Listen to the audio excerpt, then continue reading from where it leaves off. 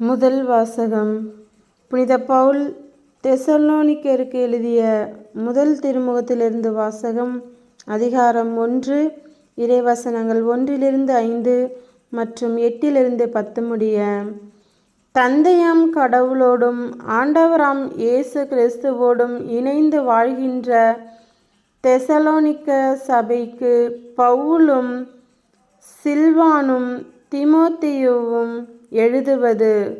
உங்களுக்கு அருளும் அமைதியும் உரித்தாகுக. நாங்கள் இறைவனிடம் வேண்டும் பொழுது இடைவிடாது உங்களை நினைத்து உங்கள் அனைவருக்காகவும் என்றும் கடவுளுக்கு நன்றி கூறுகிறோம். செயலில் வெளிப்பட்ட உங்கள் நம்பிக்கையையும் அன்பினால் உந்தப்பட்ட உங்கள் உழைப்பையும் ஆண்டவர் இயேசு கிறிஸ்துவை எதிர்நோக்கி இருப்பதால் நீங்கள் பெற்றுள்ள உங்கள் மன உறுதியையும் நம் தந்தையாம் கடவுள் முன் நினைவு கூறுகிறோம். கடவுளின் அன்புக்குரிய சகோதர சகோதரிகளே, நீங்கள் தேர்ந்து கொள்ளப்பட்டவர்கள் என்பது எங்களுக்கு தெரியும்.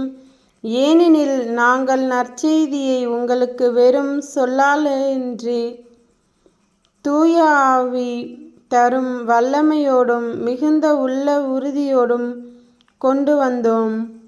உங்கள் பொருட்டு நாங்கள் உங்களிடையே எவ்வாறு நடந்து கொண்டோம் என்பதும் உங்களுக்கு தெரியும். எப்படியெனில் ஆண்டவருடைய வார்த்தை உங்கள் நடுவிலிருந்தே பரவியது. கடவுள் மீது நீங்கள் நம்பிக்கை கொண்டிருப்பது மாசிதோனியாவிலும் அக்காயாவிலும் மட்டும் அல்ல, எல்லா இடங்களிலும் தெரிய வந்துள்ளது. எனவே இதை பற்றி நாங்கள் எடுத்து சொல்ல வேண்டிய தேவையே இல்லை. நாங்கள் உங்களிடம் வந்தபோது எவ்வாறு நீங்கள் எங்களை வரவேற்றீர்கள் என்று அவர்களே கூறுகிறார்கள். நீங்கள் எவ்வாறு சிலைகளை விட்டுவிட்டு உண்மையான வாழும் கடவுளுக்கு ஊழியம் புரிய கடவுளிடம் திரும்பி வந்தீர்கள் என்றும் கூறி வருகிறார்கள். இவ்வாறு நீங்கள் வானின்று வரும் அவருடைய மகன் இயேசுவுக்காக காத்திருக்கிறீர்கள். அவரே வரப்போகும் சினத்திலிருந்து நம்மை மீட்பவர். இறந்த அவரையே தந்தை உயிர்த்தெழச் செய்தார். இது ஆண்டவரின் அருள்வாக்கு. இறைவா உமக்கு நன்றி. நற்செய்தி வாசகம். புனித மத்தேயு எழுதிய நற்செய்தியிலிருந்து வாசகம். அதிகாரம் 23, இறைவசனங்கள் 13-22 முடிய. வெளிவேடக்கார மறைநூல் அறிஞரே, பரிசேயரே, ஐயோ உங்களுக்கு கேடு! மக்கள் நுழையாதவாறு அவர்கள் முன்பாக விண்ணக வாயிலை அடைந்து விடுகிறீர்கள். நீங்கள் நுழைவதில்லை, நுழைவோரையும் விடுவதில்லை. வெளிவேடக்கார மறைநூல் அறிஞரே, பரிசேயரே, ஐயோ உங்களுக்கு கேடு! ஒருவரையாவது உங்கள் சமயத்தில் சேர்ப்பதற்கு நாடு என்றும் கடல் என்றும் பாராது சுற்றி அலைகின்றீர்கள்.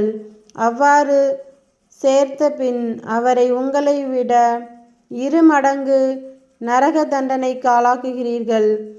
குருட்டு வழிகாட்டிகளே, ஐயோ உங்களுக்கு கேடு! யாராவது திருக்கோவில் மீது ஆணையிட்டால் ஒன்றுமில்லை.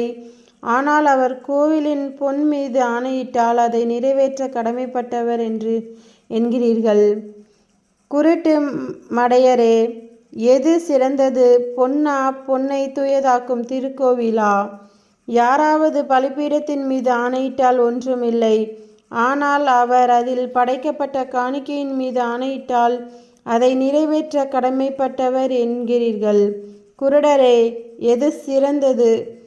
காணிக்கையா? காணிக்கையை தூயதாக்கும் பலிபீடமா? எனவே பலிபீடத்தின் மீது ஆணையிடுகிறவர்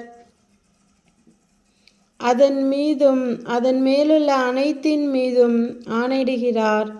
திருக்கோயிலின் மீது ஆணையிடுகிறவர் அதன் மீது அதில் குடிக்கொண்டிருக்கிறவர்கள் மீதும் ஆணையிடுகிறார்.